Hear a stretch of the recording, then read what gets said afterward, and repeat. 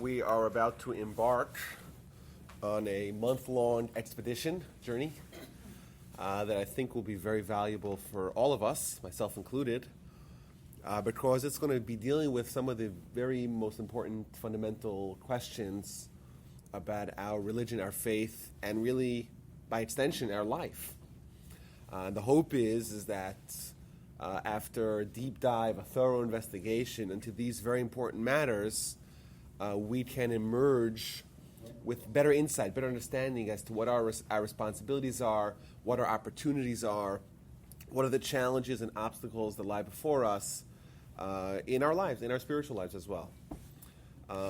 And the idea is to examine, the most important principle, the foundational, fundamental principle of our religion, our life, and I'm going to make the argument that really everything can be traced back to one idea, that there's one central idea in Judaism of which everything else is an outgrowth.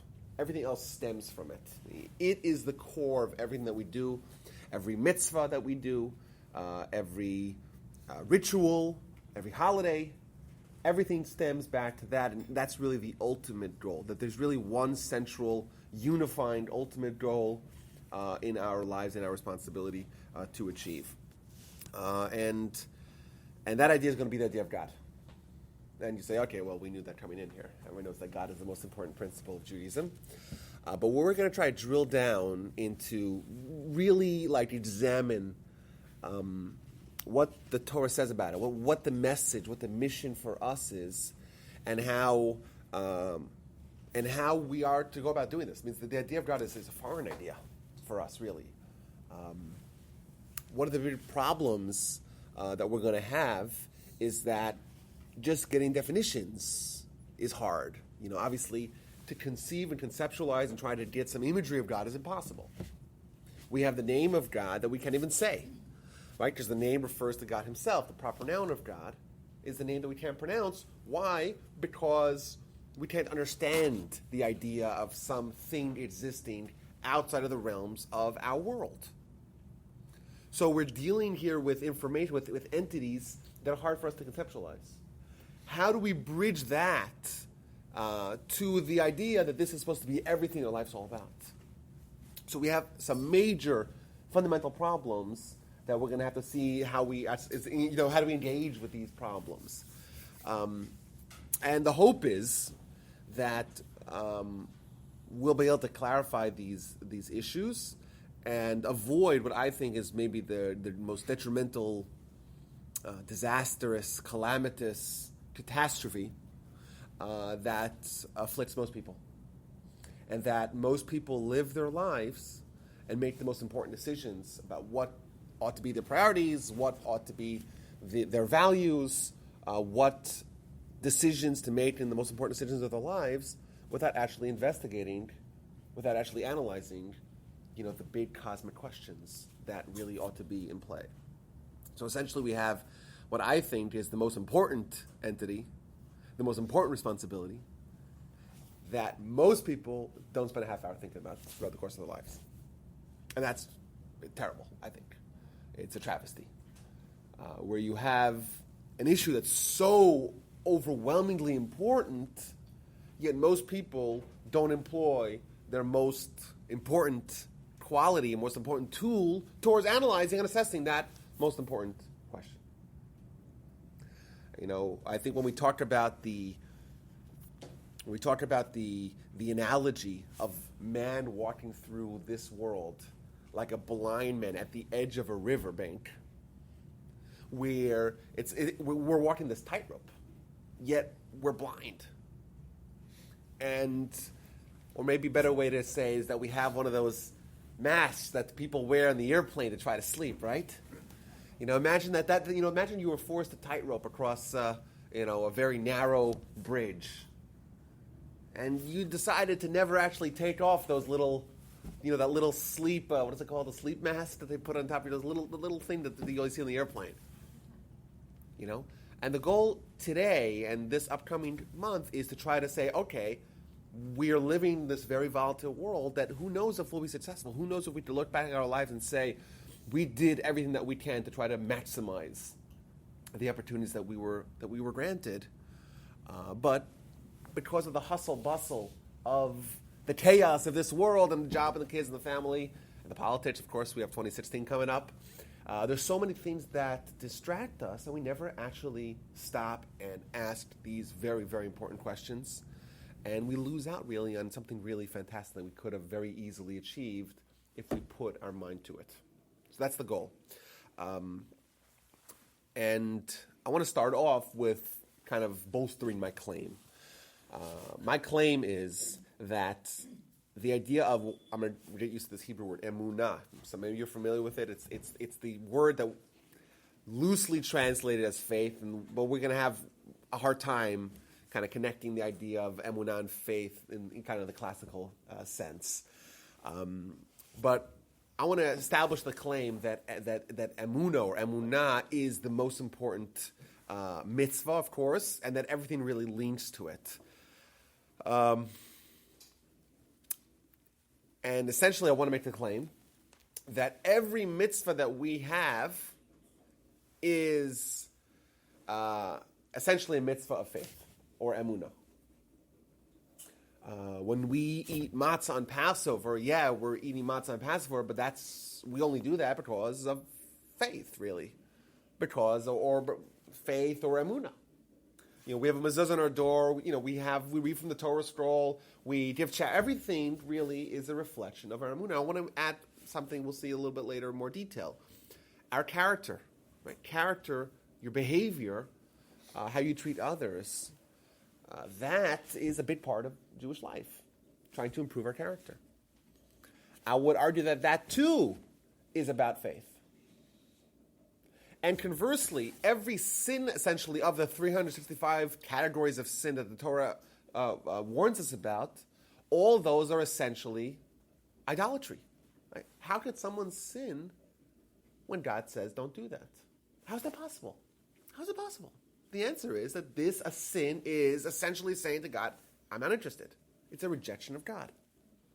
Well, of course, that's not as bad of a rejection as actually going to a Buddha temple and bowing down to some figurine, of course, but in a subtle sense, when someone says to God, I'm not interested in what you have to say, I have a different plan, well then, they're in essence rejecting God. So every one of the whole Torah, all 613, is really about two. It's really about positively, right, accepting God, right, saying that what God tells us is important and matters. That will be reflected in us performing the mitzvahs. And rejecting God, on the other hand, would be reflected in us rejecting what he tells us to not do. We could boil down all of Torah to really this one idea. And in fact, by the way, if you guys remember, 10 Commandments. The first two of the 10 Commandments we hear from God directly. And then the people tell Moses, well, this is too much for us. We can't hear you. Why don't you talk to us? So Moses says, okay, fine. And Moses completes the last 8. There's a problem. If the Jews are incapable of hearing God directly, then they should stop after 1. If they're able to do 1 and 2, then why can they do 3 through 10? If it's too hard to hear, if it's too much to bear, like they say, then stop after 1. And if it's not, then, push forward, Tough it out. The answer is that the first 2 of the 10 Commandments are all of Torah. I am the Lord your God, faith, emunah. That's one half of the coin, right? Don't have any other gods. That's the other half of the coin. God wanted to ensure that he gave the Jews himself the entire Torah. So the Jews had to experience prophecy and directly receive from God all of Torah in this highly concentrated form. And then God the Almighty says to Moshe, okay, now why don't you break it down to the to the granular level? There's really 2 ideas: have faith in God and don't reject God. Don't not have faith in God. Oh, why don't we break it down? So, having faith in God is really 248 categories. Break it down for us. 248 mitzvahs. rejecting God, idolatry. Well, let's break that down to 365 negative mitzvahs, right? Prohibitions, transgressions, which each of them are a reflection of idolatry. Thus, I think we could safely say that Emunah, or faith, is really the dominant idea of all of Torah. Are you using faith and Emunah interchangeably? Well, okay, so yeah, well, good question. Because faith to me is defined as belief without evidence, which is heresy, because we have so much evidence.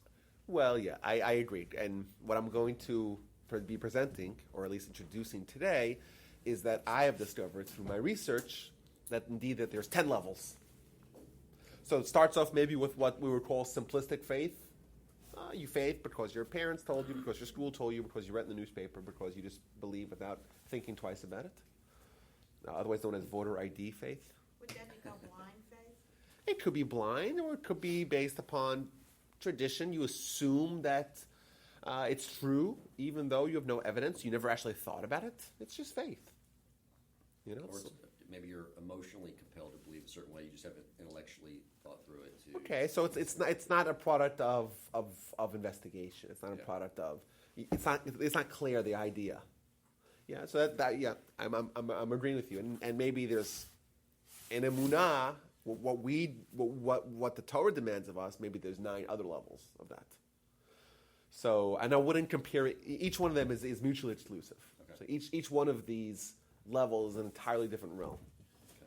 So to have one name for all 10, is problematic. So I guess I'm saying faith, emunah, some other levels that probably we'd call prophecy. Prophecy is a level of faith, or emunah. It's a higher level than simple faith, for sure. Than simple emunah as well. Even more advanced emunah. So we're going to try to break it down. So I like to use the term faith because that's the English word that's most easily translated from emunah, what we're talking about. Maybe we should just use emunah or emunah. That would simplify things, though. Everyone's okay with that? Okay, so that's one argument I think that we can make to buttress our main assertion that Emunah is indeed the goal of all of Torah and all of mitzvahs. Now, we find Maimonides, when he gives us his collection or his delineation of 613 mitzvahs, he writes them down in order of importance. And voila, what's the first mitzvah that he brings us? Emunah. That's the most important mitzvah. In his book, Mishnah Torah, which is the complete restatement of Torah, the very first section, he calls it Yesodei HaTorah, the foundations of Torah. And the first 4 sections are about Emunah. And I would argue the first, the whole section of foundations of Torah deals with Emunah. So I think it's a very, very fair argument. I don't hear any dissent from the crowd, but it's a very fair argument to make that really it's all about it. Now, what's the problem? What's the problem? The problem is that Emunah is decidedly difficult to achieve. Number one, we have a very hard time, like we said earlier, even conceptualizing what does God even mean? What does that term even mean? It means, right, it's defined as something that we can't possibly conceptualize. Right? We cannot utter it because it's beyond our comprehension. So we're being told that everything really that's important in the world, the only thing that really matters, the only thing that lasts, is something that we can define, but we can't really understand. And even Moses, who's going to climb at the top, the very top, Moses and Abraham, prophets, right? God tells Moses, what did God tell Moses? You can't see my face because man cannot see me and live. Now, what does that mean? Of course, God cannot be seen because there's nothing physical, nothing tangible. It means God cannot be completely understood and comprehended because it's not possible. We are limited in our scope. Well, that sounds, if you hear that, you say, wait a minute, are we trying to avoid the issue? No. But we approach the issue intellectually and we realize that while it is definable, we can never really be at peace with understanding the way we understand the physical. I'll give you guys an example, just to kind of piggyback on what we talked about last time. We have the Christians, okay? The Christians love talking about polemics of theology. I don't know what that word means. It means debating the idea of theology. We almost never talk about theology. You look through the Talmud, you find very little about it. You look through the Torah, you find very little about it.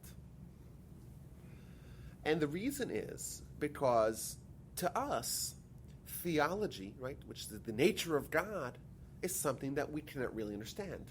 So the more time we spend trying to delve into the intricacies of theology, the more our mind is going to rebel almost.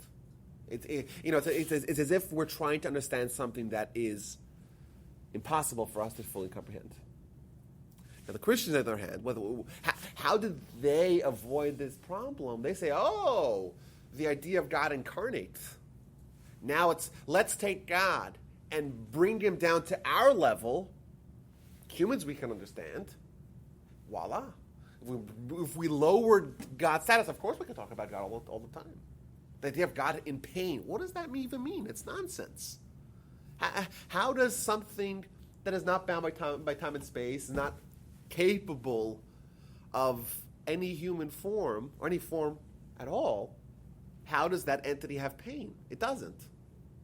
But if you change the definitions, and if you bring it down to the mundane, where now it's physical, okay, well, it's possible to have pain, it's possible to talk about it, it's possible to debate about it.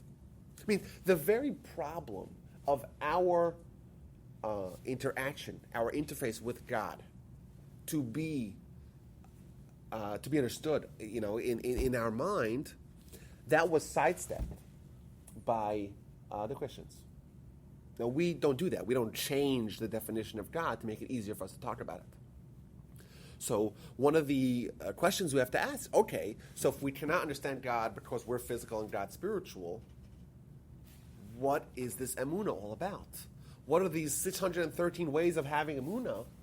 What are this most important facet of our religion, of our spiritual lives, is something we can't even define. Well, we can define, but we can't really understand.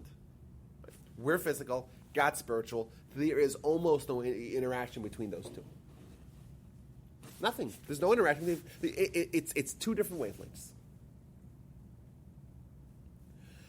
Indeed, we cannot understand God through our physical receptors. You want to see God, you want to smell God, you want to taste God, you want to feel, right? Any one of our physical senses cannot understand God. What we're going to have to do in order to have some sort of interface with God, is going to empower our other reality, our spiritual reality, our soul. And thus our soul is spiritual. Our soul can connect to God. Spiritual and spiritual can have a touch point. So essentially, what we need to do, and we're going to try to see how that's actually done, if we are able to essentially convert our perception from being merely physical to being primarily and progressively more spiritual, if we're able to put on our spiritual lenses and see the world with our spiritual lenses, we'll see God everywhere.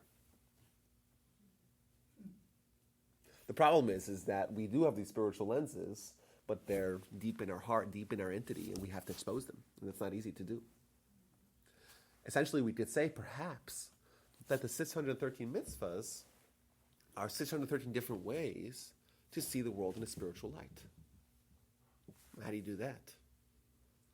Right? We have such a dominant body, such a dominant physical entity. How do we suddenly see the world in a radically different, dimension?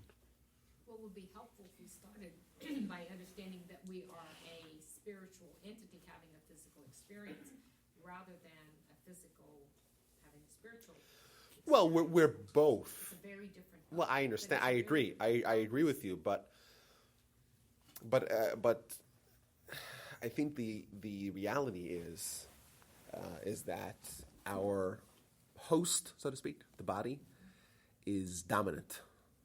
Now, it's not more powerful. That's what I was getting It's not more powerful, of course not. It doesn't last as long. But the order of priority that we have in our lives is body first, soul distant second. And if we could change that, we're on the way to faith. If we could change the dynamics of who's in charge of our life, of our perception, what do we see, how do we interact with the world, if we could change it from physical to spiritual, then suddenly we're engaging with the world with the tools, right, with the forces, with the abilities that are very much capable of understanding God. But it would take a reorganization of society in order for that to really take a foothold. Society, but we have our own responsibilities as well. This is true. And the great society, no political implications to that, but a great society where the entire society is working on achieving this goal is wonderful. We've had those things throughout history. But the fact that our society may give such primary importance to the physical and neglect the spiritual does not obviate us of our personal responsibilities as well. But my point I want to bring here is that we have a fundamental obstacle in our pursuit of faith. Why? Just to recap this. We are physical bodies, we're physical hosts, dominant physical entities that have a spiritual component as well. That's not just a spiritual component. Of course, that spiritual component gives our physical world vitality as well. What happens if you extract the soul from a body? You die. That's right. It's like the software that programs everything, right? It's the spark plug that enables the physical body to work. So in essence, our physical body is dependent on our soul, but we don't know that. And the entire premise, the entire challenge of life, the riddle of life, if you will, is that our perception of reality and reality are remarkably different and almost in direct opposition. What we see nothing spiritual. You don't see the spiritual world. I don't see anyone's soul. I see everyone's faces, beautiful faces, by the way. But I don't see. We don't have any. And our eyes. You don't see our spark of energy. Maybe you don't. Yeah, well, maybe. You don't look at somebody and look at their energy field. Oh yeah. Well, my mind actually does You're say. the only one I know, Janet, thanks. Well, do you see it, or does your physical eye see it? You're in when the minute you walk in the door. Yeah, we can see by. Yeah. Okay. You know who the person's aura, True. You do. I agree. It's not mistakable. I would agree, because what happens when someone dies? What happens when someone dies? The second after someone dies, their countenance changes entirely. Absolutely. Well, what happened? The blood hasn't been drained. The answer is that their soul, which gives, and the Talmud even says that. I quote you the Talmud. I agree with you. The Talmud says that the soul provides 10 things for the body. The body is a bunch of organs, right? A bunch of limbs.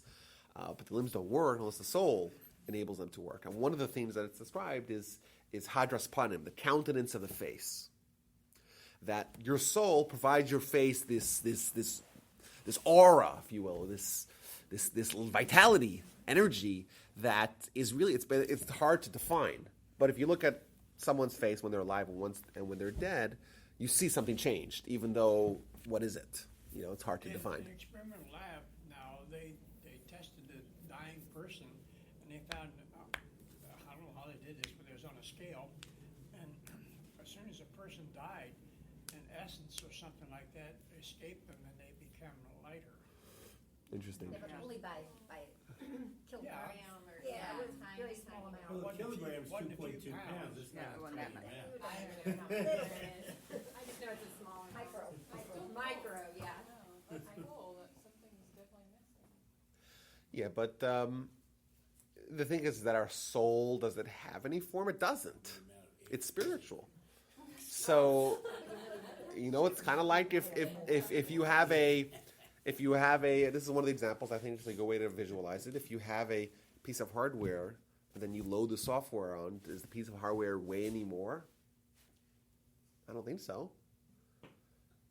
It doesn't, yet it's now a fully functional device. It's not just a bookend, it's not just a paperweight. But what is that? It's something that's not, you can't visualize it. So I think it's a wonderful analogy. You can't visualize it, you can't measure it, you can't weigh it, but it's everything. The hardware with the software, it's a paperweight. Or something that powers on electricity, you don't see the electricity. True. And by the way, I want to make the argument, this is a little bit of a tangent, but I want to make the argument that the fact that the world provides these analogies for us is a tool for us to visualize this as well. It means the fact that we're able to see things in the world, in the physical world, that kind of mirror the process of this dynamic between the physical and spiritual world is a tool for us that we can use to understand, this dynamic. The first analogy I gave to my daughter was oxygen. Can't see it. I was like, but you can't live without it. And that's, Hashem did it that way because you can't see him, but you can't live without him either. So, everything he did was That's right. to be an analogy for us. I like that. Or bacteria. I like oxygen. No, but I'm saying it's true. Like there's things that we can't deny are real, but we can't see them, but they affect us. The Talmud, by the way, discusses germs. You know that when germs, this discovery of germ, that theory of disease came 1,500 years after the Talmud was already written. The Talmud talks about germs, even though these things you can't see. So ancient physicians had no idea of the existence of this thing. The Talmud's able to do that. I would make the argument that the Talmud, knowing, or the great scholars and sages of Judaism knowing that, because they were already sensitized to the idea of this other existence, this other realm that we cannot see. They already talked about the soul, right? The Talmud talks about the soul. The soul sees but is unseen. We You can't also see the have sun. a great understanding of the gravitational pull with which we are all exposed to every day. We don't think about it, but we have influences of the moon that most people don't want to think about, but it's there. And I would make the argument there's a lot of things that are there that we may see the effects of, but we don't see Yeah, go shopping on a new full moon. what happens. Lots. People are different. Okay, interesting. OB department. When I was on the fire department, we had more emergency runs Yep. during a full moon than any other time. Yes. Interesting. What did you say, John? I'm sorry. The When fire I was in the department. fire department, we had more emergency runs during the time of the full moon than any other time of the month. They're crazy. Are they more likely to shop recklessly? The lunatic and They're Luna is just lunatic. bizarre. And it's not me talking. I mean, Interesting. it just is. Very true. Gravitational pull on 70% of your body, the water. Interesting. Okay, so let's. It is interesting. I don't go shopping that often. Does it work on online shopping as well? My point is that we are affected Oh, yeah. by forces That we can't see. that we can't see but are clearly present on That's the right. planet. And thinking about that, I think is a very powerful tool that we can use to try to You can understand. measure gravitational pull, Yes, you can. and you can get a microscope and see the bacteria and stuff. And they'll try to microscope True. for That's true. viruses. That's true. But But this is not something we think about as we No, get no, up it's and just- go through the course of the day. That's true. okay, so let's. I want to just talk a little bit about. We talk about defining God, that we can give definitions to God, even though we can't really understand them. At least our physical body cannot. So I want to just go through 3 of them that kind of highlight the problem that we're going to have, that we've already mentioned, that make it very difficult for us to try to, with our physical existence, have an interaction with God. So number 1, Maimonides tells us, I'm saying this is well known, with the idea of Hashem Echad, God is one, there's no parts. It's a different kind of oneness. It's not like, if you have this is one pen that I'm holding in my right hand, but it's comprised of a lot of parts. If you actually break down, there's the pen, there's the cover, and then inside, you could break this down to multiple different parts, and essentially you could break down the plastic into multiple different molecules, and everything in this physical world can be broken down further and further. Yet we're told that the oneness of God cannot be broken down to any further parts, which is something that's really hard for us to wrap our hand around. Number one. Number two, God's not a body. So anything that we associate with a body moves, a body is tired and needs to go to sleep. A body needs faculties to power. Like if you want to see, you need eyes. If you want to hear, you need earballs. Right? If you want to taste, you need taste buds. If you want to digest, you need a tool to operate that function. You want to walk, you need legs. You want to gesticulate, you need hands. Right? So it's hard for us to try to imagine some force, some power, not having some sort of tool, some sort of element, some sort of bodily part that operates that power. It's hard for us to see. We're not familiar with that, with that capability. It doesn't make sense to us. And Maimonides tells us, by the way, that the divergent realities of the physical and the spiritual world are so different, so distinct from each other, that it would be akin to trying to explain to a blind person what color looks like. You want to explain color. How do you explain color to someone? How do you do it? Well, the only way to do it is if you have common experience, overlapping experience. But if someone's never seen color, they would have no idea what green or blue or yellow is. How do you explain it? Go ahead. A blind person cannot see, but if they stand, they put their hands for sometimes they can tell the color. They can feel form. They can feel the one. They can define what color it could be. Well, they could be taught, but they can never really Right, understand what I'm trying color to say is. but it is there. It's the same God. We don't see God, but we know it's there. That's right. But now I want to continue this analogy. So we're like the blind person, right? Like we said earlier. With the blind person, we can't see the color. But imagine the blind person wasn't actually blind. Their eyeballs didn't work. Imagine their eyeballs did work. Just someone, for some diabolical reason, decided to suture them shut. Which obviously sounds terrible, right? But just let's go with the analogy, right? It's not that they're blind. It's more like their eyes aren't exposed. Correct? Means they have the capacity of sight. It's just that it's obscured. So that could be because they're locked in a room and everything's dark. They could see perfectly well. It's just that there's, it's all covered up. My mom had cataract surgery many, many years ago, and her cataracts kept getting progressively worse, and her ability to define color got progressively worse as well. And when she finally had her cataracts taken off, she could not believe how vivid colors were once again. Somebody who'd seen color her whole life, but yet she forgot it. And I've heard that too. People who've been blind for a long time, they'll forget what certain colors look like. Exactly. Because They don't have, means, so you're saying even if someone has had the common experience, they somehow still. but they can lose it. Interesting. Got to add that into the analogy. But I want to make the argument like this. So let's go back to our soul. So we have the soul. The soul is entirely spiritual. The soul is very much capable of understanding God. If we're able to isolate a soul, by the way, what would happen if you would isolate a soul? Would the soul be capable of prophecy or not? Absolutely. Prophecy is some sort of interaction with God. The soul has no obstacles. There's nothing separating the soul. The soul is spiritual. God's spiritual. It's capable of interaction. But you would have to have a physical instrument No, to relay it. Well, why would that be so? I don't think so. what would be the point?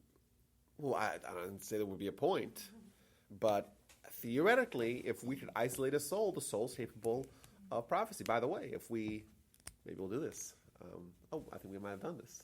I don't remember who did this. Wait a minute. But if Your we analogy does if we not examine what the Torah tells us about a soul before birth, I'm pretty sure we did it over here. Didn't we do it over here? We did it. The soul is talking to God, negotiating. I don't want to go down. I do want to go down and study all Torah. Where does that come from? How does the soul, this primordial soul that was never even in a body, how is it capable of prophecy? The answer is that it doesn't have the obstacles. It doesn't have its eyes, its vision, sutured shut. It doesn't need any help. It's there. The soul is at prophecy because the soul is spiritual. The problem is that the soul is suddenly thrust in the body, and all its receptacles, all its antenna are suddenly covered up by the body. It's as if these eyes that are capable of this interaction are suddenly stitched closed. This is your explanation why the soul, if it exists, because I'm skeptical, why the soul can't speak to, even though it's in the physical body, can't speak to God. Well, that's right. It means it's there, but it's it's like I would give another analogy. Maybe this will make it more clear. Imagine you have an antenna that's capable of picking up radio signals. The problem is that it's in a box, and the box is in another box, which is in another box, which is in 500 million other boxes. Well, that's going to muffle the transmission, correct? Well, but the radio is fully functional. It's fully powered, and it's got tons of battery, and it's got very powerful antenna. It's capable of picking up the signals very well. It's just that it's being muffled by the fact that it's in a box, which is in a box, which is in another box, and 500 million boxes. So our soul is like that radio, and our bodies are like those boxes. All we got to do is remove the influence of the body, take off the boxes, right? Take out the stitches of the eyeballs, and suddenly, voila, you're there. What is the soul in our body? Where is it? What is it? Is the heart, the mind? Well, The thoughts, the talk, the actions? The pineal gland. well, I'm saying that question is trying to give the soul the same sort of physical proportions and dimensions and dynamics that the body has. So you say, okay, where is the soul located? Well, the Talmud says that. The breath. Well, no, that's maybe how it was inserted, but it permeates the entire body. It's everywhere. I read in Just like the software, where is it? Where is it? It's everywhere, right? in Ezekiel, the soul that sinneth will die. And then I thought, oh well, I think first. No, I feel it, I think, I speak, and I act. In a negative way, I'm going to kill that person. Say in a bad way, I'm thinking. Mm-hmm. So then I speak. Then I do the action, I kill. And then I realize Ezekiel says the soul who sinneth will die. So that's a sin. Then I thought soul, it will be our thought, our thinking, our talk and the action. Because the way it says, if we sin, we die. So how we sin, we think, we say, Well, and yeah. we do the action. Well, that's interesting because what you're referencing is And I read the three. I think That's right. The Ezekiel. three modes of behavior. The three modes of behavior. That behavior can be a thought, which obviously for us to see, I can't see what anyone else is thinking. But a behavior can also be something which is a little bit more tangible, like a saying, like speech, and then it can be even more tangible for us, like an action. Or intangible, like a look. Yeah, or a thought, like a look. That's right. But all three of those are forms of action. Now, our soul, to try to narrow our soul down, where is it going to be? It's going to be everywhere. Everybody The way the soul is compared, talk even just to the classic examples. The soul is compared to the to the rider on the horse, right? Or what the Talmud says. The Talmud describes the soul and body relationship as the relationship of the two guardians of the orchard. Right? The king finds two guards to the orchard to make sure no one steals any of the fruit. And the problem is that one of the guards is blind and one of them is lame. Right? And what do? They conspire together to eat the fruits themselves. So the lame guy who could see, he gets a piggyback ride on the blind guy who can walk. And he directs him through the orchard and they pick all the fruits and eat them. So too, like the body and the soul, right? The body's blind. It doesn't have the vision of the soul. It doesn't have the spiritual vision of the soul, but it can do actions. It could be a tool. It could be employed by the soul to either do mitzvahs or to sin.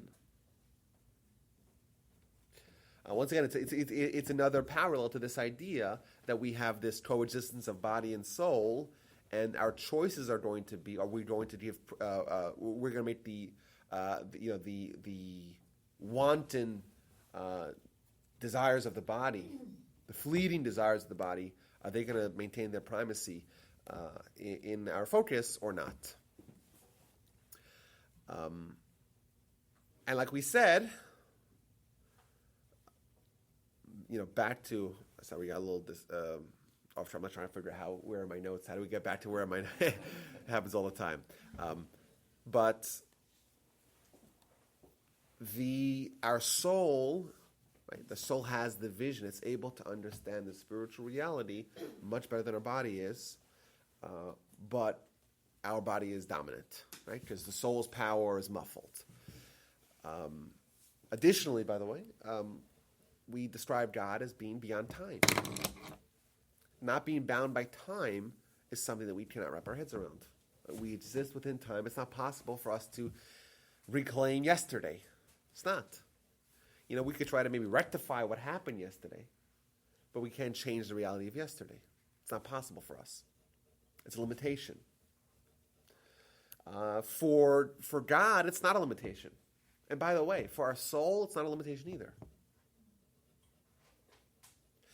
Theoretically, just purely theoretical, if we can totally divest ourselves of any bodily influence, we would be able to time travel. Awesome. Teaches that. Huh?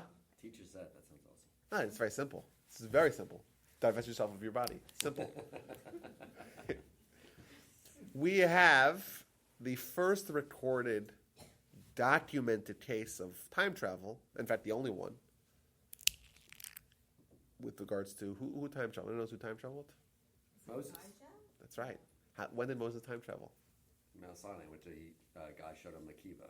That's right. In one of the most interesting, perplexing, maybe intriguing Talmudic statements, Talmudic narratives, we find Moshe being shown the class of Rabbi Akiva. Rabbi Akiva lived in the 1st century, in the early 2nd century of the Common Era. Moshe preceded that by more than 1,000 years. And that's only one of the most intriguing things that are going on in that particular narrative.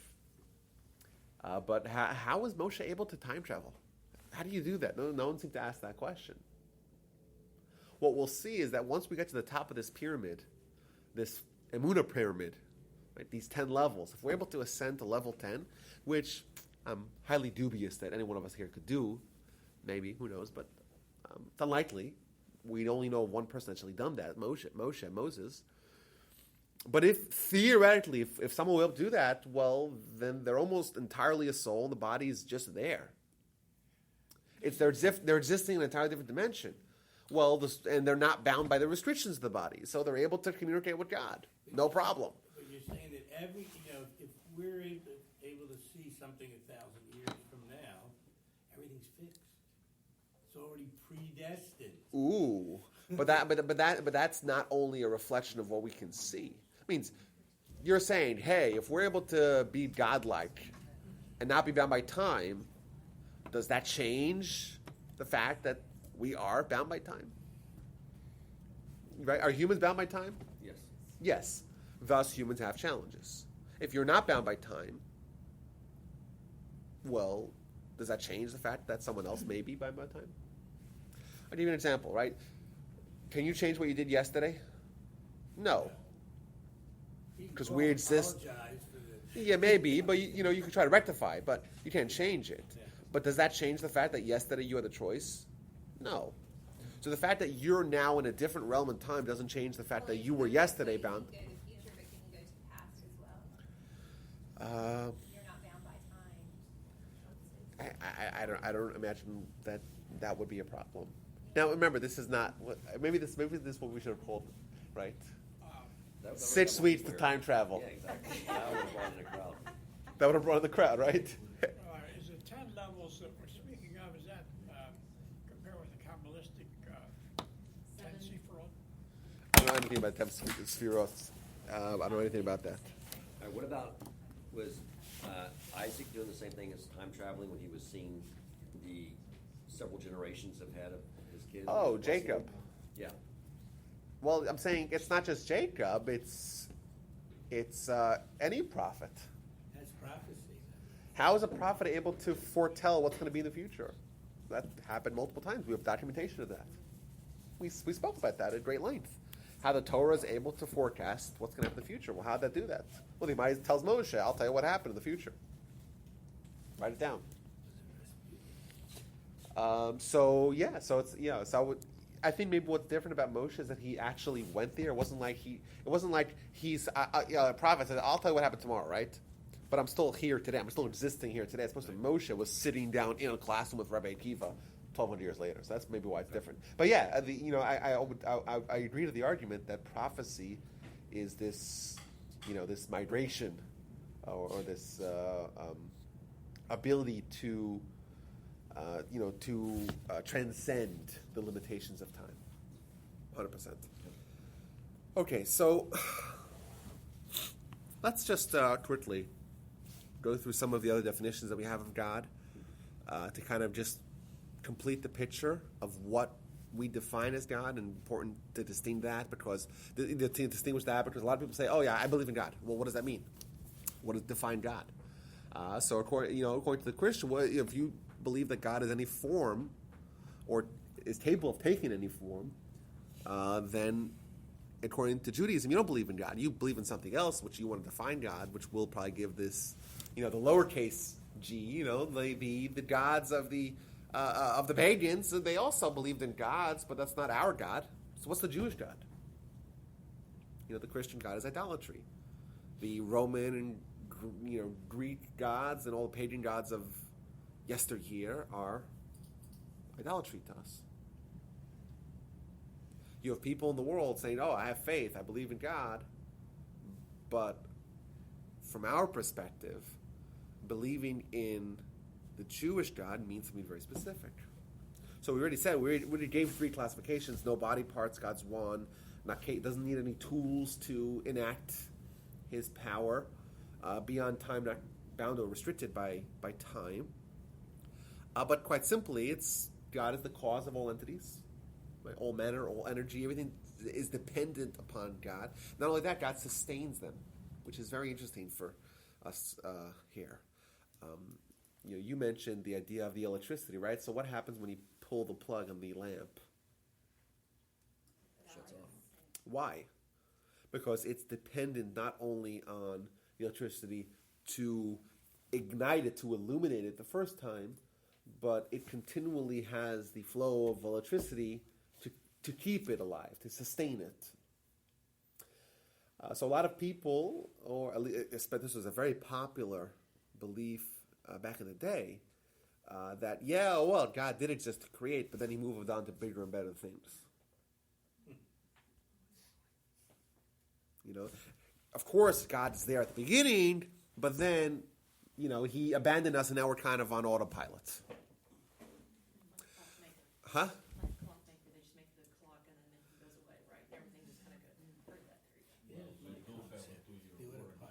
That's my concept. The autopilot. Well, we have a big problem with that. The Jewish definition of God is that God is continually mechadesh b'chol yom tamim ma'aseh bereshis. I gave an example of how this actually plays out. It's really wonderful that if we're being recreated every second, that we're being created in the same place.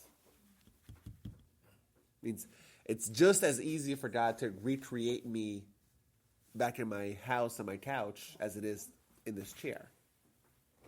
It's just that there's the most common will of God is to recreate us in the same place that we were. And why is that? Because, of course, the Almighty wants us to have a say, wants us to make choices. If he was, he could very easily manipulate us like a puppeteer. That's not outside of the realm of possibility. And there are some instances in history, like we'll read about in this week's parasha, about God manipulating Pharaoh. That happens, but it's very exceedingly rare. So God wants us to have the capacity to make choices, thus he recreates us in the same setting as the second prior. But we find several times in history where people were able to traverse great amounts of land very fast. Right? Jacob is traveling, and he has what's called kfitzas haderech. He jumps across the land. He takes like the bullet train. And he's able to travel great distances very fast. How does that happen? It's like as if God puts him at 2x speed or 5x speed, or like anyone on the way just gets mowed down. The answer is that God creates him here 1 second later creates him somewhere else. That's just as easy for God. For us, that would be magic, right? How do you do that? But for God, it's just as easy. He's recreating us every second, constantly nourishing us, sustaining us.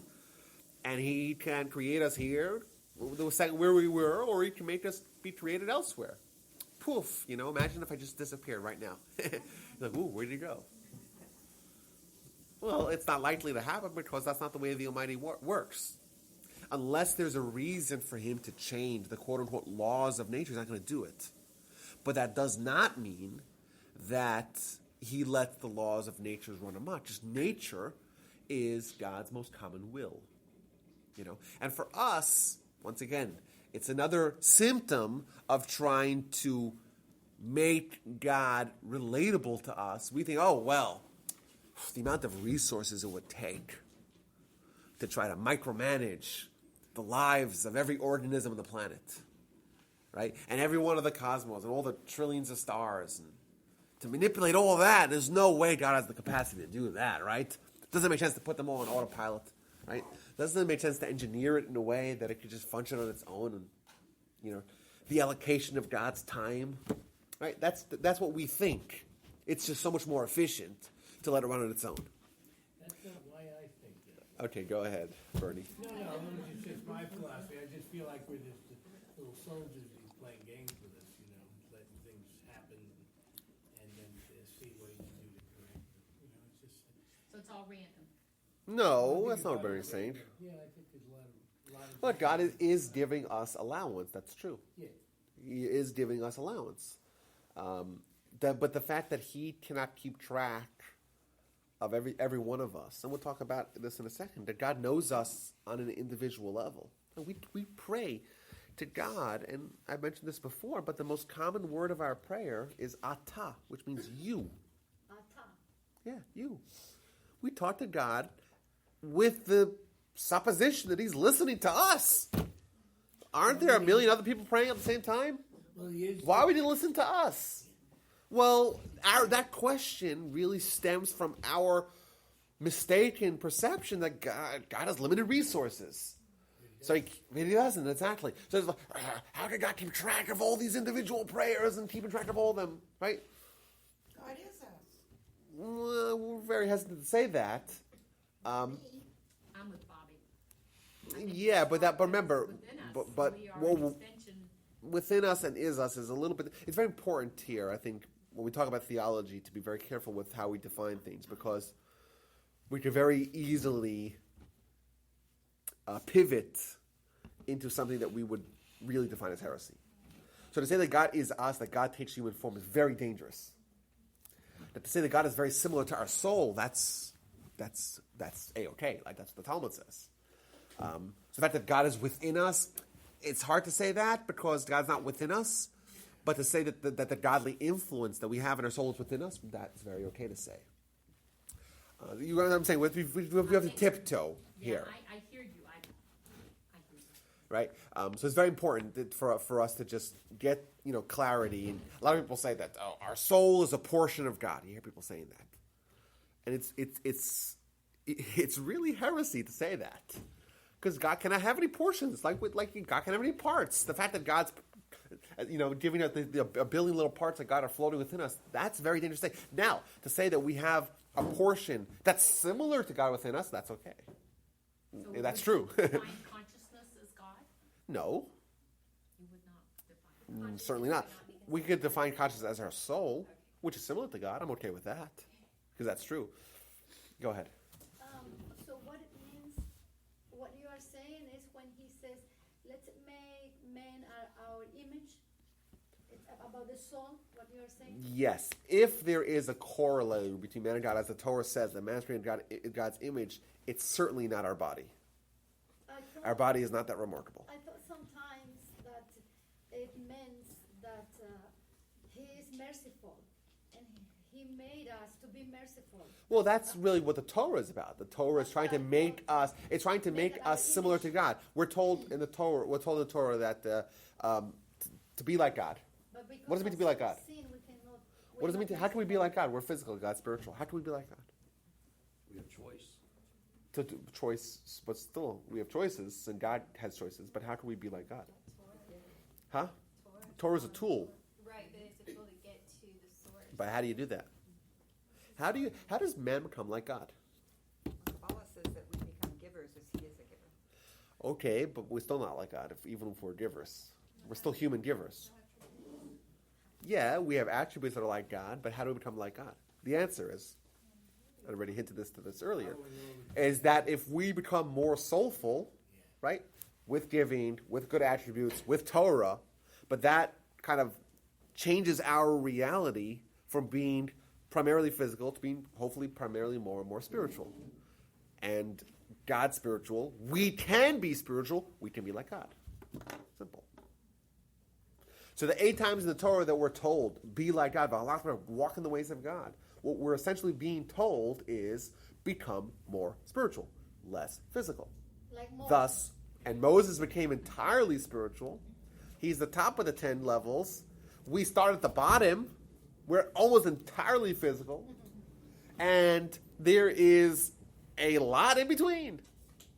And hopefully we, in this discussion and in our lives, we will progressively get higher and higher in this totem pole, on this scale, on this ladder, from being entirely physical, hopefully, to be primarily, or predominantly, or decidedly spiritual as well.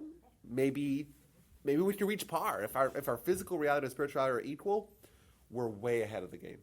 Isn't the top level prophecy, isn't that dependent on the whole of Israel reaching a certain level? Yes, Like, that's a we good could perfect question. ourselves, but we couldn't prophesize unless the whole of Israel elevated, and that's what enabled the prophets to exist. And when the whole of Israel, on average, declined, then that took away that ability. So I actually have a little bit later on, when we talk about prophecy and what prophecy is, and how prophecy is essentially this wavelength that we create with God via our soul, well, we should be able to reach that today as well. I came up with 2 theories why we can't, because we know we can't achieve prophecy now. Either because our souls are less powerful. Right? As time progresses, our souls regress. And by the way, the fact that our bodies, or our physical world, is progressing, that may be in direct proportion to the regression of our souls. Right? Because if your soul is less powerful, it makes sense that your body's going to be more powerful, because these are exact opposites of each other. And by the way, what happens when someone studies Torah? The Talmud says something very bizarre. Got to write this down here to add into my notes, just the way my mind works, right? The Torah says something like this. Yeah, you want a full piece of paper? That's sure. The Talmud says something bizarre. It says that the Torah weakens someone. Torah weakens someone. So the more, huh? Well, exactly. Well, why? Because it empowers the soul. Stronger soul, weaker body. I like that. Because you can't have both because they're opposites. More Torah, more empowered soul. Oh yeah, more Torah, more empowered soul, but by definition, you're going to have to compromise.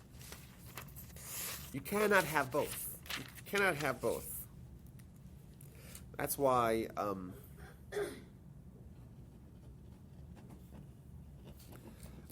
there is. I'm trying to find where it is, but there's another source that says that if someone, it's a folly to think that someone could say, "Oh, I'll get all of Torah, and I get also tons and tons and tons of cash, and tons of physical amenities," because essentially they're opposites. It doesn't mean that we have to, it doesn't mean that we have to abandon our material pursuits. Because remember, our material pursuits can also be spiritual. But it means that if we want to have physical pursuits, which are different than material pursuits, right? Material is just, it is what it is, right? Physical means it's bodily oriented. If that's the primary focus of our lives, then by definition, right, it has to be that our spiritual desires are going to be curtailed in direct proportion. So we have a weaker soul, thus we have a stronger body. Thus, our soul, right, even though it's capable of, if it were to be exposed, of having an interaction with the spiritual, but it's not quite powerful enough to have prophecy. And that's theory one. Theory two is what you said, is that prophecy is not just a achievement of the individual, it's also achievement of the community, right? Because imagine what kind of a boon it would be to have a prophet nowadays. We have so many challenges facing our society, facing the world at large. If you had a prophet who was your next door neighbor, think about how easy it would be to game the stock market, for example. We wouldn't believe the prophet. Well, the Jewish prophet has to demonstrate his. He'd be a nut, Yeah, so prophets today are kooks, right? Because there's no real prophets. But if we had a real prophet, false messiahs over there. oh yeah, well, we still have some of them today. Jerusalem syndrome, they're everywhere in Jerusalem, right? But theoretically, if you had a prophet who lived next door, right, that's tremendously powerful, right? We spoke about this in the past here as well, that Saul went to visit Samuel, the prophet, to find out where his lost donkeys were. You lose your donkeys, you go to the prophet, he tells you where they are. Oh, and Samuel tells him, oh, by the way, you're also the king of Israel. But that's what people would do. And Maimonides spends a long time in his introduction to Mishnah explaining why this had to happen. Right, there had to be that the prophets provide not only spiritual guidance, but guidance in our lives, in our day-to-day lives as well. Which field should I go into law? Should I go into medicine? Should I go into business? Should I go into accounting? It's a vexing question for a lot of people. Go to the prophet. The prophet tells you what to do. Right? But we have to be meritorious to actually deserve that, and we're not. Therefore, we don't have it. Therefore, even the great individual who's maybe on his own capable of prophecy, but the collective is not worthy, and therefore the individual is curtailed.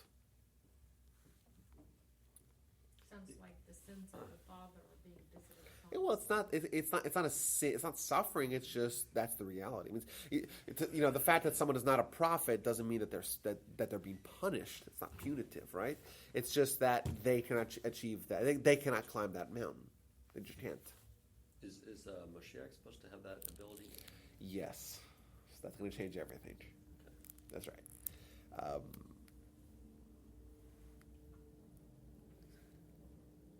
Yes, that's the short answer. Okay. Rabbi, we don't recognize. Go ahead. it partly. Should we be saying, using the verbiage of, since we don't know what God is, we cannot conceptualize it in our. Well, we could define this. So, no. So it's going to be this. It's going to be this.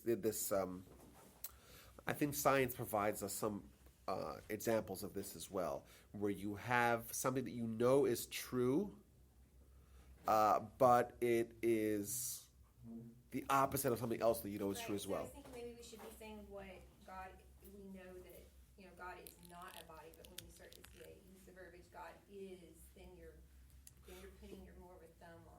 Well, it is some. Yeah. So we're trying to give definitions, even though those definitions seem to be I know in Torah it does say God is one. true. Right. So in that, if it relates directly to the Torah, but if it doesn't, should we be saying God is not a body, God is not? You're saying Instead of say what saying God's God not. is. That's right. Oh, maybe.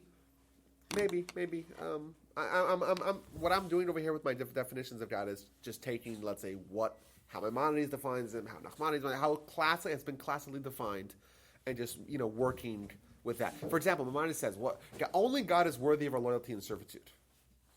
That's one of his definitions of God. What he's saying is that everything that may be wonderful, like the sun, the moon, the stars, the constellations, the galaxies, all that is really fantastic. I read recently on the internet that if you were to take our solar system, and how big is our solar system in comparison to the Milky Way galaxy? Minuscule. Tiny, right? So it's like it's roughly the size of a quarter, like a quarter in the United States, which is just mind-boggling. And just that thought, really inspires awe in us. And we can make the mistake that was made in the past, in antiquity, of saying, wow, look at this wonderful creations of God. Let's give them some honor. That's a big mistake. So one of the definitions that we give to God is that we don't stop at a station prior to the final destination, so to speak. We don't stop at other aspects of creation and accord value to them. Just quickly, God is involved with us on an individual level. We already mentioned that as well. And God does not have any limitations. So these are what we call the definitions of God. Does this give us faith? Good question. If we are able to believe in these definitions of God, is that one of the levels of Emunah? Maybe. So what's the advantage of having faith? Well, what is faith? Is faith maybe more than one thing? Is Emunah one thing, or is it a whole spectrum of things?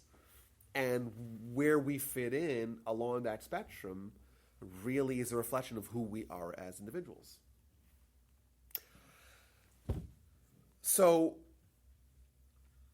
I think that even if we have a clear understanding of what God is, that's very theoretical. Like we said, it's hard for us. Go ahead. Well, she was talking, it came something into my mind. If God doesn't have a body, well, we know Torah says it's a power, something, but it came to my mind, like us, he hears, he talks, and in Genesis, when he came to Abraham, the three angels, if I am not mistaken, I read that one of them was God himself.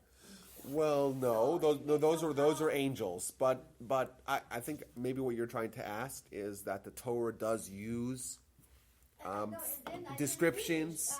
Go ahead. In the soul that we are talking, God has a soul too, and He's a spirit. He hear, he talk, and and we are talking about the soul inside us that we don't know how it is, what it is. Yes. So Maimonides addresses your question literally on the first page.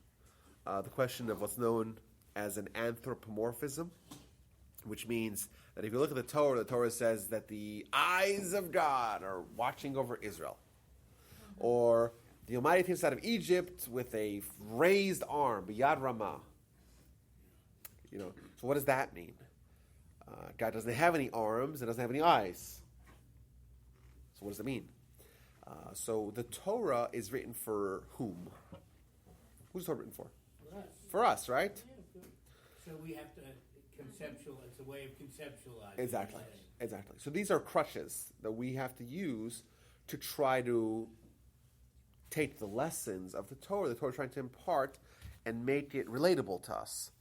You know? We all have some sort of concept of what God looks like, or our own individual things, you know. Of course, a lot of it has to do with what we see on television and all those other influences over the years, but you have to have some concept. You just don't think like the air.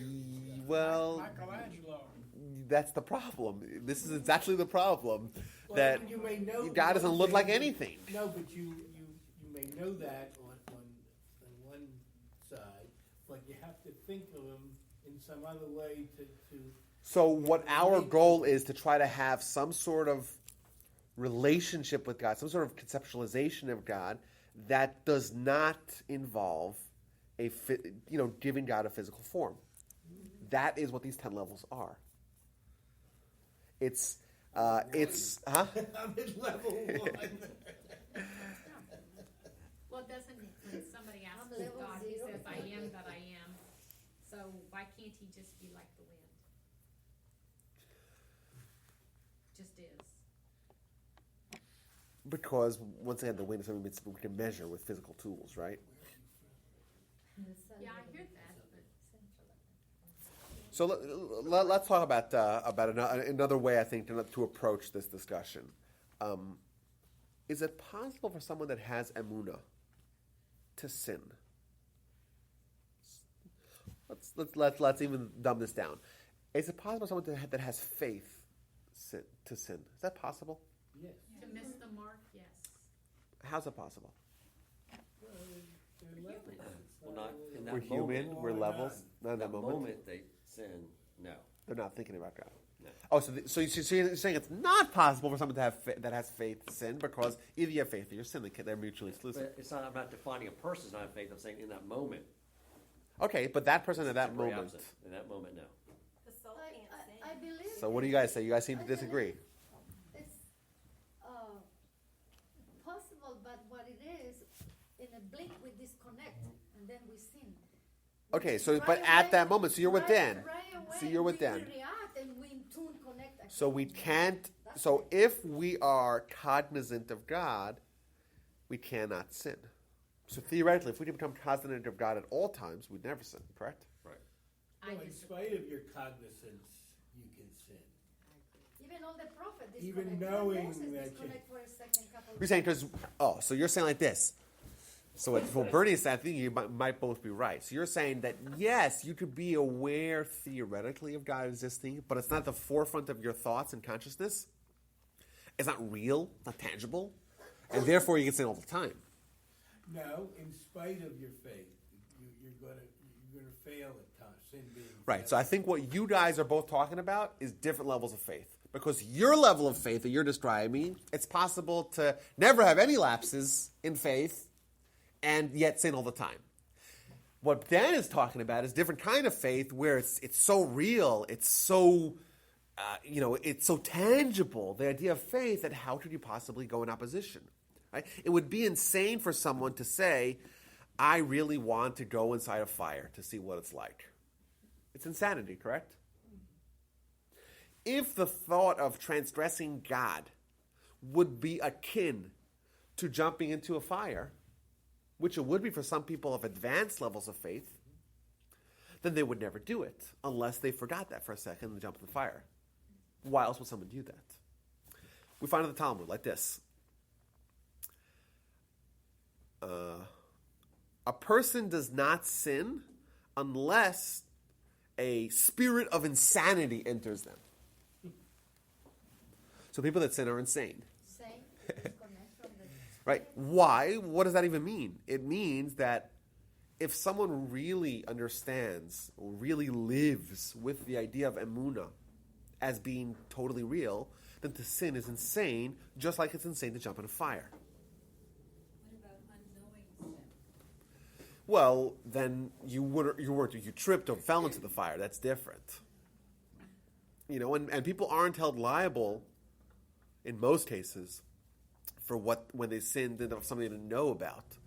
But if someone is really aware of the fact that doing something against God is probably the dumbest thing you could possibly do, even dumber than jumping in a fire, why would they ever do it?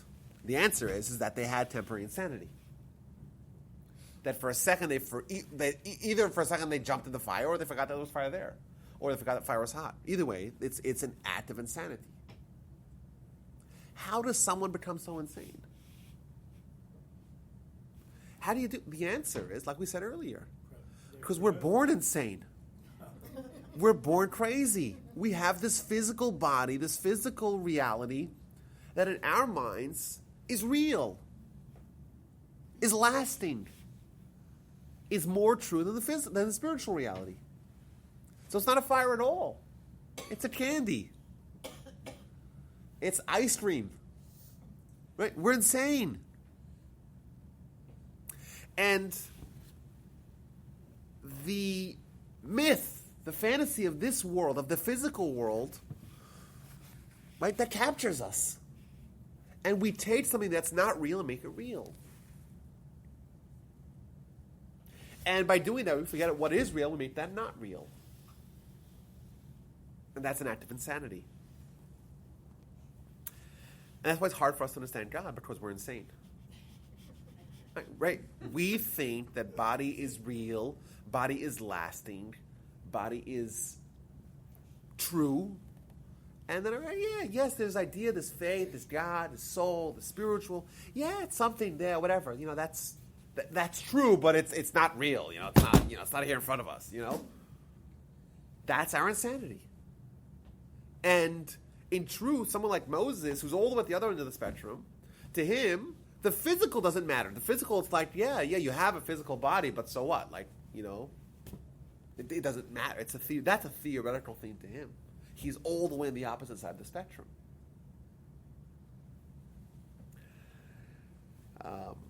By the way, someone mentioned Torah earlier. Mitzvahs. Every mitzvah is an act of a soul and an act that our body wouldn't normally want to do. Torah, right? You say Torah, so many mitzvahs, so many laws. You look at the Torah, it's directly designed in parallel to who we are. We're told in the Talmud, 248 mitzvahs corresponding to 248 limbs. 365 negative mitzvahs corresponding either to the 365 days or 365 sinews. Right? There's a direct parallel between what we are and what the Torah is, and they're opposites. And if we adopt the Torah, we change ourselves, we turn ourselves around entirely. Right? We neuter the soul, the body, and thus we expose the soul. We unstitch our eyeballs. We unsheath our antennas. All the examples that we've given till now. We expose our soul via disruption of body. Right? That's how you fix this form of insanity. Right? Torah is to make us sane. But why do we have opposition to Torah?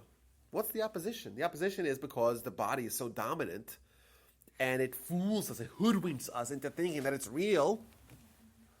And the Torah is, whoa, like Torah, Shabbos, study Torah, charity. Why is charity challenging for us? Because it's a great example of us choosing soul over body. And our body protests and resists and doesn't like that. And we feel our body. If you didn't feel your body, you were dominated by your soul, no one would have any problem giving charity. No one would have any problem shutting down on Shabbos, not doing 39 prohibited acts. Of course. Problem is that our body resists, our body rebels. Right? Our insanity reigns supreme. And thus we could go our whole lives with mismatched realities. The spiritual reality, which indeed is real, and by the way, what happens when you die? Well, not only that, the entire house of cards collapses.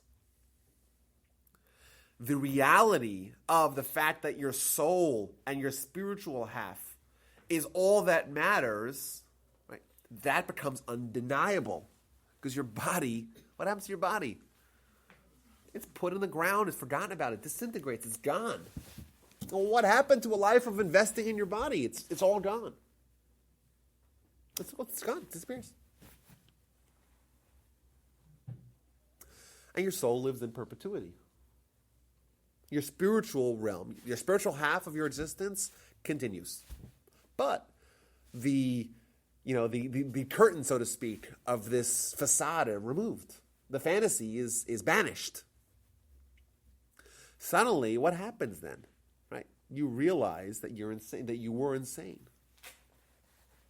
That you realize that everything that you put as a priority in your life, everything that your body said, oh, this is what's important, this is what we should spend time, this is what we should value, this is our priorities, this is how we should project our lives. All that was a waste of time. Now you're dead. Right? What do you have now? You don't have the you anymore. Well, you don't have the physical you, but you still have the spiritual you.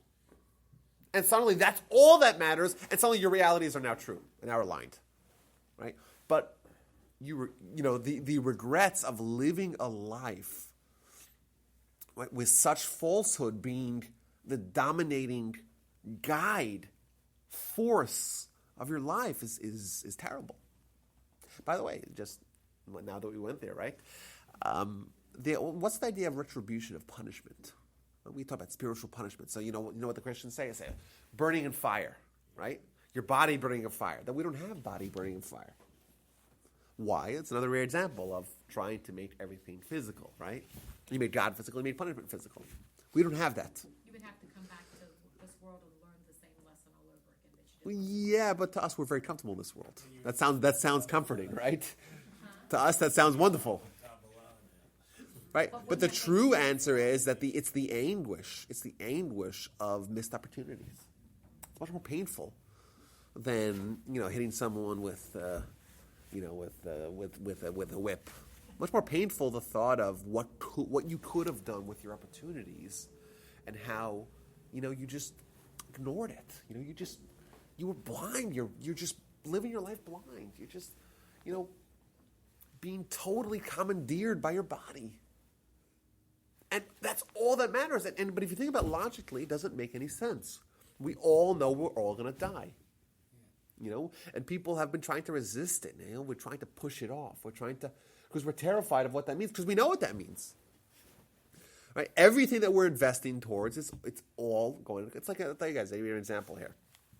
You have now with this whole climate change thing, right?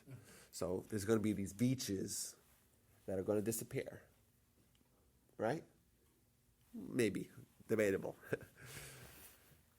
But let's say that were to be true. Would anyone go and say, I want to spend $5 million to build a wonderful beach home on a property that's going to be underwater in a couple of years from now? Buy it in Arizona. Buy the property in Arizona. Well, you say that would be a better alternative. Well, there might be a beach then with water. But imagine you knew that every year the water is creeping another 3 feet closer towards the mainland. Are you going to build a beachfront home that's going to be swamped in a couple? Of course not. It's doing it now. Well, it's doing it now, but we're doing it now as well with our whole lives. We're investing, our focus, our time and our attention, our thoughts, our ambitions are all towards building this wonderful house. Well, on the beachfront. Who's to say that if there's a soul and when that happens, when the soul takes over, that it's any better than the physical aspect of your life? Well, let's assume that your question is a good question. Right? Let's assume you're right. But that's an unknown, right? Your question is like... My point was well, we know that the status of our soul after we die is unknown. Let's assume you're right, okay?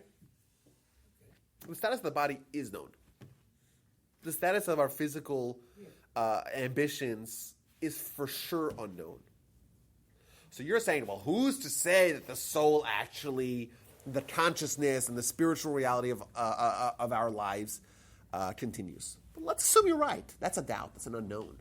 What is a definite known is that our body and and what we invest in our body, that does not last. So even if it were to only be something that's a doubt, even if there be an uncertainty as to what happens with our spiritual reality, that's still better than the certainty of knowing that our physical reality is all done for. I'm saying, let's assume that you're right. I'm saying it's a good question. I think it is a good question. But even if assuming that the conclusion of your question is that yes, we can never know. I think we can know. But even if we can know, let's assume that that's a good question, right? We cannot know, let's say, what happens to our soul after we die. But we do know for sure what happens to our body after we die. Yes, right. So what's going to happen to all those pectoral muscles, right? And all the fancy cars, and a fancy house, and our career, all the things that we value here in our body, they're all done for. Well, on the other hand, this could be a figment of our physical body deciding, geez, we can't end here. There's got to be something else. So you're saying we have to find evidence to the soul. But I'm saying even if we don't find evidence, well, I think we will find evidence. I think there's an abundance of evidence. But even if we don't find evidence, it's still better, right? The uncertainty. Yes. Of to think that there's going to be something else afterwards, yes. That's right. And I make the argument, by the way, that once we accept the premise of God, we have to accept the premise of an afterlife, of the soul continuing to exist. Why? Because if you accept the premise of God, you cannot believe in a God that is petty, right? The idea of God trying to make us deliberately miserable, that doesn't make any sense. Like it doesn't make sense for such an intelligence to have such petty desires, right? So there's got to be a way of this being square, right? There's got to be some sort of realm in which there is justice. This world is not a realm of justice. That's something we made up, this justice business. Yeah, but but if God exists, would there not be justice? That's an important question. It should be, but if you see what's going on in the world, so yes, so that's I would. So let's take those two statements as being true. There should be justice. There is injustice in this world. Well, what does that imply? That there might be justice in the next. There must be justice in another world. Means once you accept the premise of God, of a just God, which the alternative is even more difficult to be at peace with. Once you accept that premise, there must be another existence. Well, why the next existence should there be justice? Why not now? Why do you have to wait till... Good question. Well, everyone agrees that there is no justice here. Well, why not? Wouldn't that simplify things? Well, the answer is that if there was justice here, then there would be no purpose here. The purpose can only exist because there is this doubt, because there is this confusion, because there is this insanity, because there is this blindness, because there's this dynamic of body and soul. If there was justice in this world, every time someone made a mistake and sinned, missed the mark, like you like to say, Janet, right? Every act of temporary insanity would come with a jolt of retribution. And then what would happen? Would you make that mistake next time? No. God wants there to be a conflict of body and soul so that there's choice, opportunity for greatness or opportunity for evil. But that's the idea of free will. Evil on a grand scale here, we don't seem to have the backbone or the whatever you want to call it into question. Well, some people do. Ezekiel 18:4 talks about justice. God line up every individual who fear Him and have faith on Him. He says what to do to be justice in this world. Even people doesn't do justice. Yeah, so if we want to obey. So we are told to pursue justice, right? So we try. However, what's also interesting is that we're also told to not try to play God because we cannot see the full picture, right? So, for example, you learn the Jewish laws of capital punishment, and you find that the number one, the overarching motivation is to try to avoid to give capital punishment because we don't want to jump to such conclusions. Because we cannot play God in our pursuit of justice. We have to pursue justice, but we can't assume that we're able to do that. But I forgot how we got here, as usual. But one thing we do know for sure is that there's no justice in this world. Thus, if we want to accept the idea of just done, we have to thus conclude there's got to be some other world where that can happen. Now, I'm just saying logically we can come to that conclusion, but we have proof. We have the Torah. The Torah says there's something in 1,000 different ways that the existence of this other realm. Now, but I think even if we didn't have that, even if your question stood as a question, we still should take the uncertainty versus the definite or the definitiveness of the futility of investing in our body. If I told you, hey, I have 2 investments opportunities. One of them, I'm not sure what's going to be, right? Maybe it'll go up, maybe it'll go down. The other one, I know for sure it's going down to 0. Which one are you opting for? It's still a better bet to opt for, to opt for the Wishful thinking. It's 50% probability of success versus 0% probability of success. Well, it's more than 50% because you have the best investors of all time, the most brilliant investors of all time, all of them, stacking on one side. So, it's more than just 50% probability. I say it's 100% probability. But there's evidence to it being a winning bet. But if the only other alternative is guaranteed to go down to 0, right? It's certainly not worth your focus. But once again, this is hard for us to do. This is life. Life is we have a reality. That's the physical reality. We all know it's going down to 0. We all know that. That we all know, but we don't live by that. Right? We're hoodwinked. We're insane. We're blind. Right? We're told. We're engineered to pursue that avenue of investing. And that's where the tension of the free will comes into play. And the growth through our faith, through Emunah, is becoming less blind, less insane, right? By changing our focus, our investment, if you will, from investing our lives into the physical to predominantly, progressively more and more into the spiritual. And by the way, the best tool for that is the Torah. I say, Rabbi, the Torah tells me not to eat all these foods that I want to eat. Well, isn't that a way of telling your body no? Thus, mitigating, limiting, attenuating its power and dominion over you? Right? Even if we were to say that, well, it's all arbitrary, right? The laws of the Torah, let's assume that that's a correct argument. What is wrong with eating pig? Right? It's perfectly healthy. It's perfectly fine. There's nothing wrong with that, right? Let's assume you're right. Let's assume that there's nothing cosmically wrong or even health-wise wrong about eating pig. Let's assume that's right. But is it denying our body? Is it denying our physical? Yes. Correct? Every time you deny your body, you are weakening your body. And thus, directly proportionate to that, you are empowering your soul. So even if all the laws of the Torah were just there to make our body miserable and weren't exactly tailored to limit our body, but it was just random, right? The Torah tells us these random things to make our life miserable, our body life miserable. Even if that were to be true, it would still be invaluable. Because as a result, we become more spiritual. So to me, it's a self-discipline thing. That's what I consider. And self-discipline is good. Self-discipline is inordinately good. A chocolate bar is good, right? 25 chocolate bars. It's even better. Right? But is our life about the pursuit of chocolate bars? Is that what it's really all about?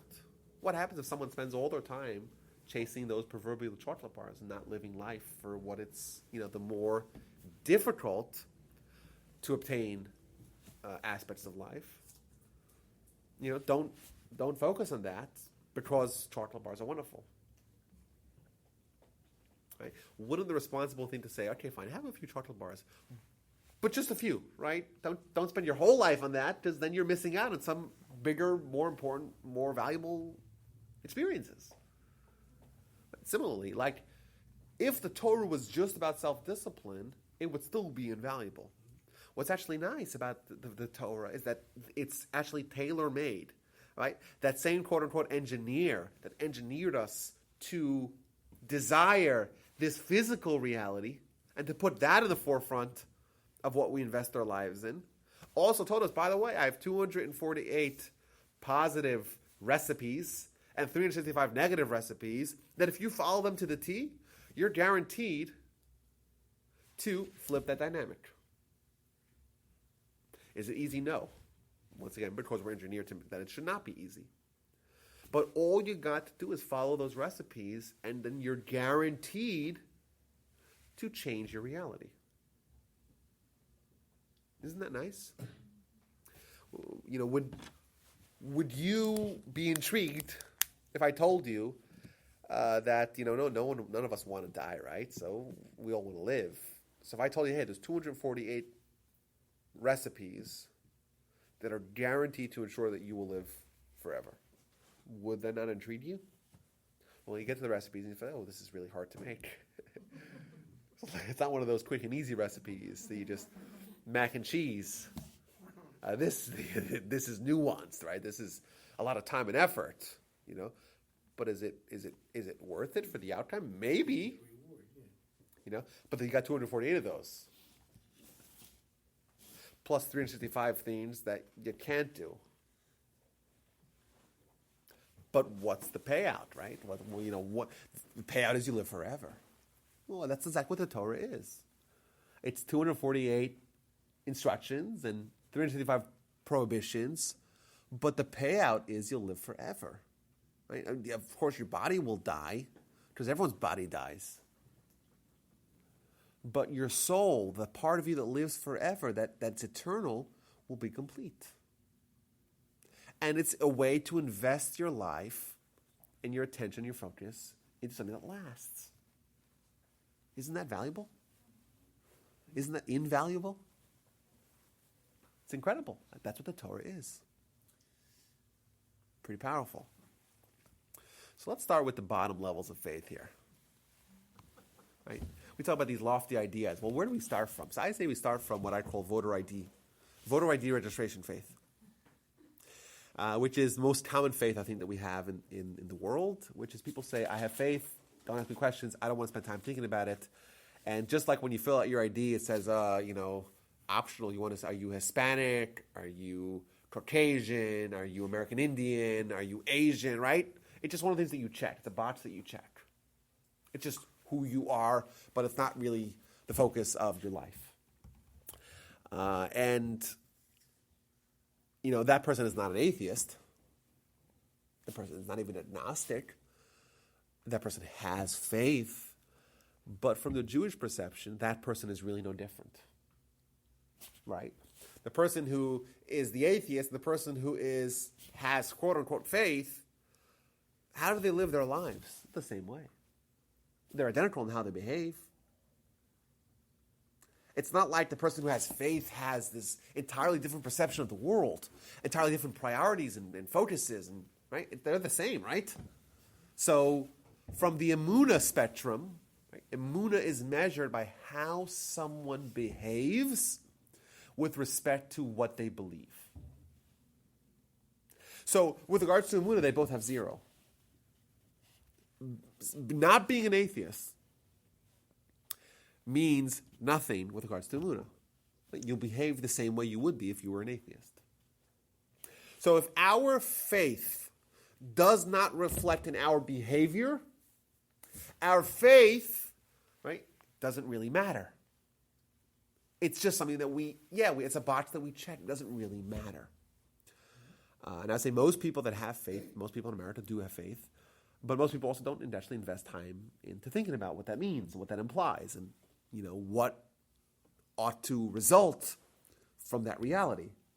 So they have no Emunah, but they do have faith. And that's a good thing. But is it Emunah? It's not.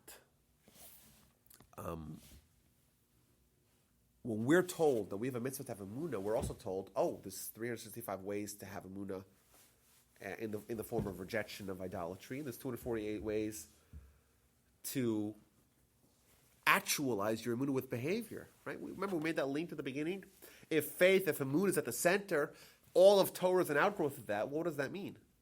That means what we're demanded of is to have our faith, our Emunah, be manifest in behavior. And if it's not manifest in behavior, then it's not really worth anything. We're demanding something much greater. We're demanding a life change, a life perception change.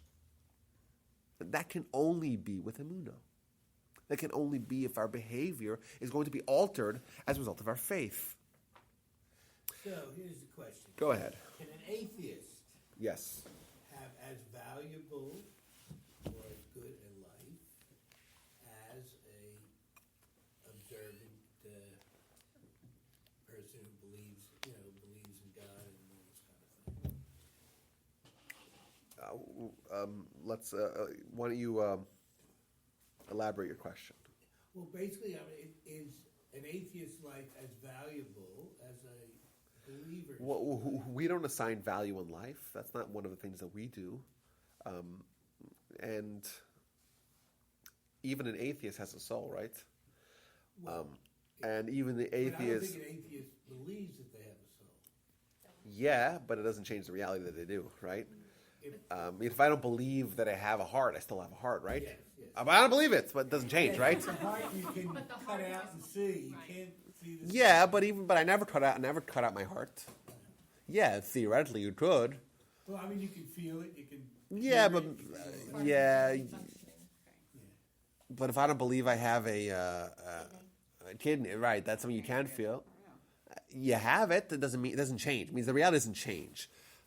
Now, someone who's an atheist is someone who is disrupted by their soul more than someone that has faith. I would make the argument. Why would someone be an atheist? I don't know. I have one daughter-in-law who, I mean, they came down. They were here from Ohio last week with the kids, and she's Jewish, by the way, born Jewish and stuff, and she's just adamant to start with this being an atheist because we have two twin boys. You know, she's not anxious to have them, grow up in the religious Jewish life. Well, what's the motivation? Think about that. Let's try to dig deep here. She says her mother was brought up conservative in conservative Jewish. So, Bernie, you have a daughter-in-law that's an atheist. Okay, so let's try to. I can answer. Huh? I was an evangelical atheist to the age of 40. Yeah, but There was no. I didn't see any evidence. But an atheist is someone who's disturbed by the fact that other people believe in God, correct? Yeah, she was. Why would that be disturbed. disturbing? Why? Think about that. Because You were idiots, is what she said. Well, Idiots. because I thought they This were professor of insane. biology at some little college in Ohio. yeah, but it's important. Why would it be so disturbing? Like, why is it disturbing if you're to someone? walking down the street in downtown Houston and you see a schizophrenic talking to himself, that's how I thought of everyone driving to the churches on Sunday morning, where they all, he's insane, he's talking to himself. I had someone say that to me. I was like, dude, you do that every Sunday. You talk to someone who's not there. That's how I saw it. I found something for our daughter-in-law so we could get the Jewish boys' education. And they do have humanistic Judaism, which is like a cultural Judaism thing. You know, it's not messianic. Okay, but let me ask you a question. Do you think most atheists really engage in a genuine and fair and sincere pursuit of truth? Oh, she's a biologist. What can I tell you? What does that matter? They just don't think about it. They don't. It's not an issue. Boy, she was. Oh God, we almost had. We almost had. You got to bring her over here. You got to bring her over here. I got to meet these people. Bernie, I heard somebody say one time about an atheist that they said, okay, you really believe you're an atheist? Go spit on the Torah. Well, Well, I don't think she would do that, but she's just she's anxious to be negative about everything. yeah, but I mean, so are they a true I want to lay down a theory. We'll get to that in a second, Deborah. I want to lay down a theory that I have, and that the motivation for the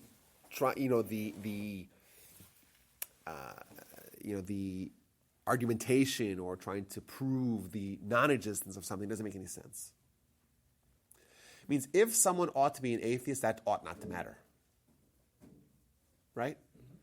Because why crusade against the existence of something? It doesn't make any sense. I think that even atheists have souls, and even atheists are confronted with the problem that they have some sort of innate rooting in God that they don't want to have. It means they too are torn by the conflict of body and soul.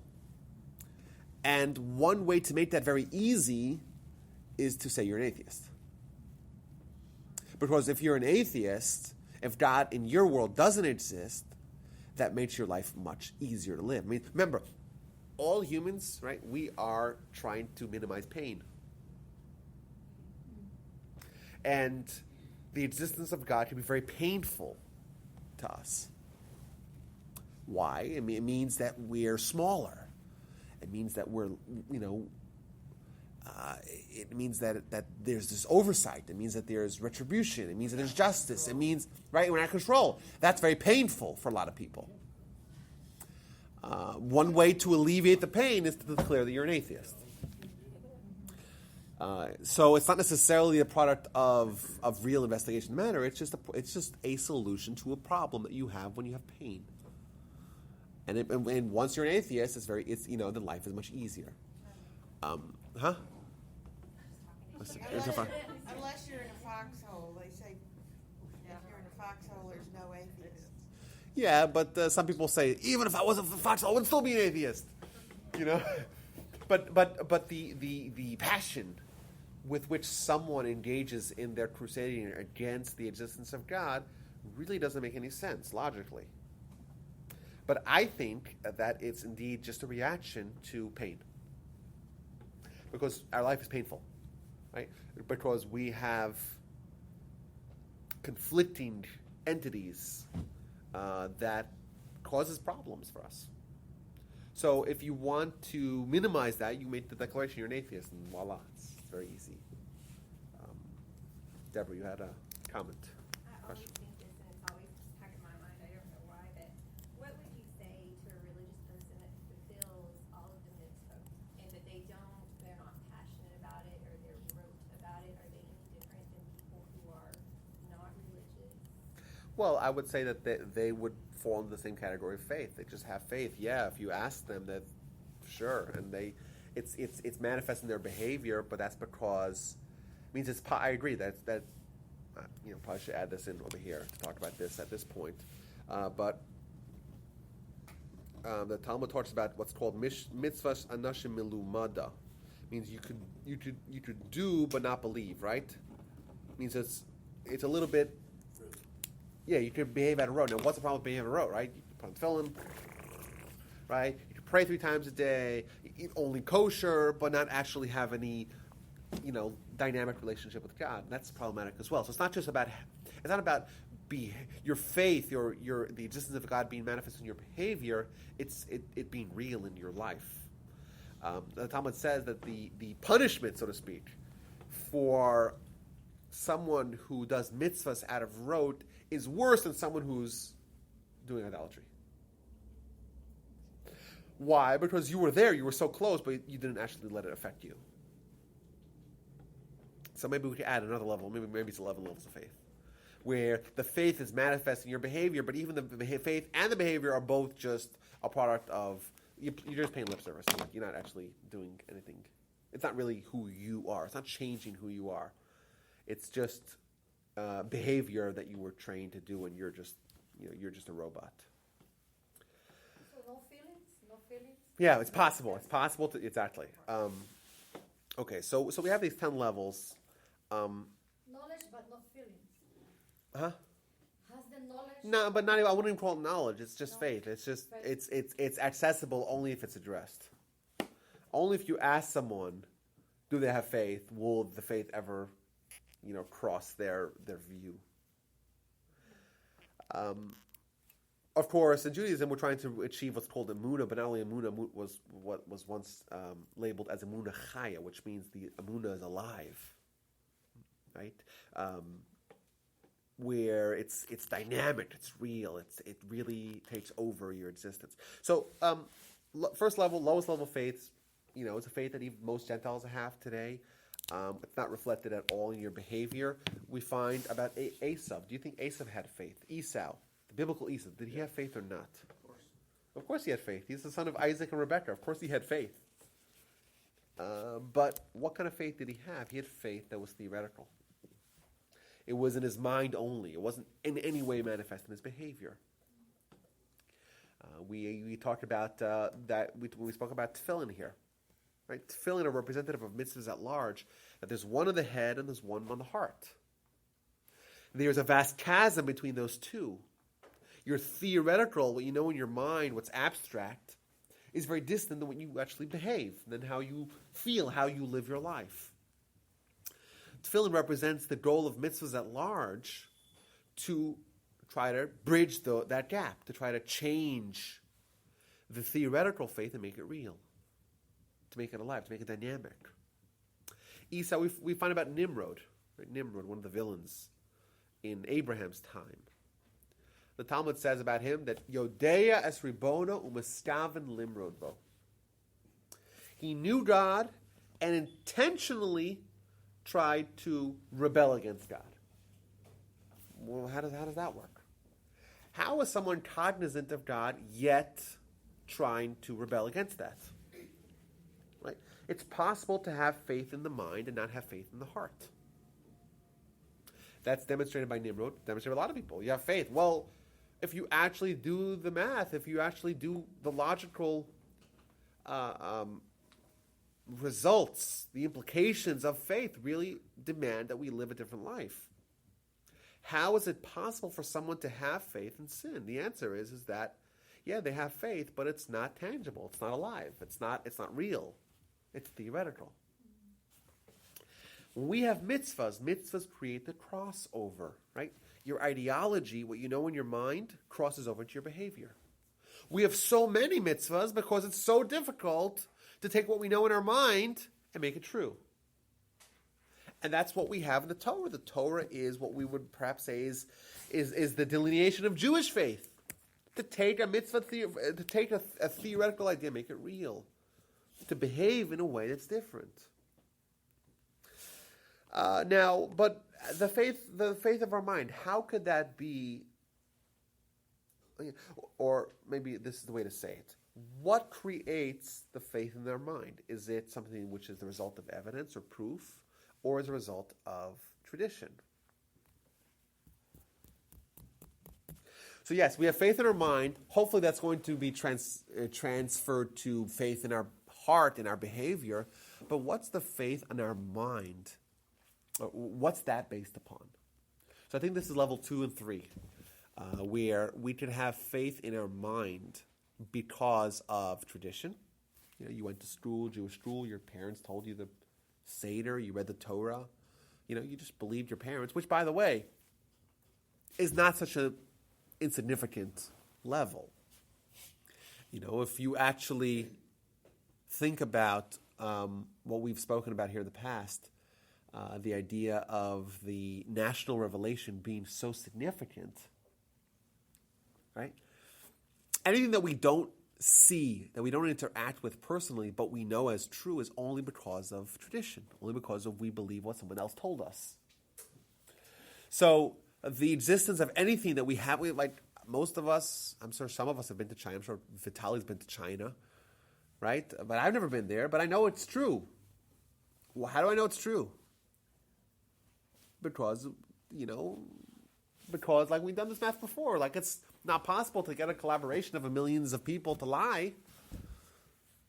Well, that's that really it's really something to base it upon, right? We don't doubt for a second that exists, even though we've never seen it with our own eyes. So we can also indeed, I think, legitimately believe in God, have faith, have Emunah even, and yet not have any evidence, and not be able to engage in a debate with an atheist, if you will, But there's a higher level that we're told in the there's a mitzvah that's described in Pirkei Avot, which is damash tajlab koros. You have to know how to respond to a heathen. Right? You have to have evidence. You have to be able to engage theoretically. You should know at least how to respond. You should be able to have your faith be based upon fact and evidence and proofs. You have to know how to be able to dismantle the argument of someone who disagrees with you. Is that for their sake or for your own? Well, what's interesting is that you're not told to go and debate with people that disagree with you. But you have to know theoretically how to respond to them. So it seems like it's for you. So that would give us level 3. So I don't want to go too far over time, like I am wont to do. But I think, we are on our way to try to really investigate this whole realm of Jewish living, of Emunah. And it's obviously so important. It's the center of our spiritual worlds. It's the most important element. It's really everything. It's really the only element. And we see that there's really, it's not a cut and dried subject. It's not like faith. Oh, you got it or you don't have it, or you got it till you lose it, or someone has a crisis of faith. Something bad happened to them. Oh, that disproves the existence of God to them, right?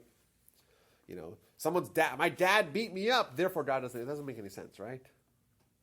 Only if someone has unsophisticated, just simple voter ID faith, only then would a crisis of faith really dismantle that, right?